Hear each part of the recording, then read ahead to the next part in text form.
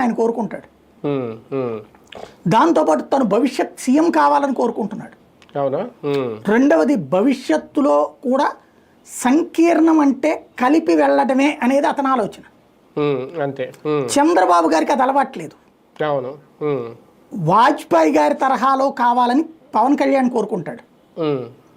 మోడీ తరహాలో కావాలని చంద్రబాబు కోరుకుంటారు.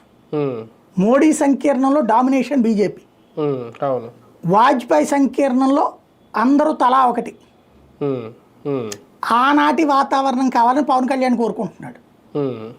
ఈనాటి వాతావరణాన్ని కొనసాగిస్తున్నాను చంద్రబాబు. ఇంకోటి అది అలవాట్లేదు అసలు బాబు జీవితంలో, దాన్ని యాక్సెప్ట్ చేయలేరు కూడా.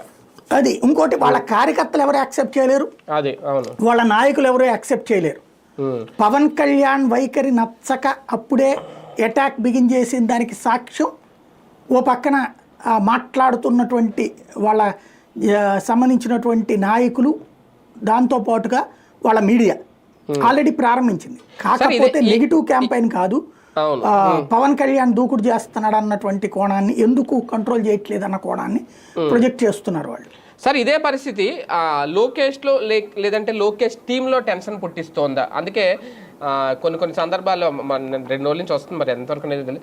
డిప్యూటీ సీఎం హోదా ఒకవేళ నారా లోకేష్ కూడా ఇస్తే సరి సమానంగా ఉంటుంది, లేదంటే ఇప్పుడు కూటమిలో ఫస్ట్ చంద్రబాబు గారు అయితే సెకండ్ ఎవరంటే పవన్ కళ్యాణ్ పేరు వినిపిస్తుంది కానీ నారా లోకేష్ పేరు వినిపించట్లేదు అనేది, ఆ భయం ఏమన్నా క్రియేట్ అవుతుందా?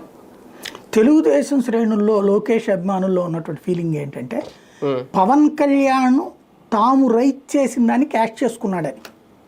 ఎందుకంటే తెలుగుదేశం శ్రేణుల్లో ఆత్మవిశ్వాసం పవన్ కళ్యాణ్ వల్ల రాలా, లోకేష్ వల్ల వచ్చింది. లోకేష్ పాదయాత్ర చేయడం వల్ల వచ్చింది.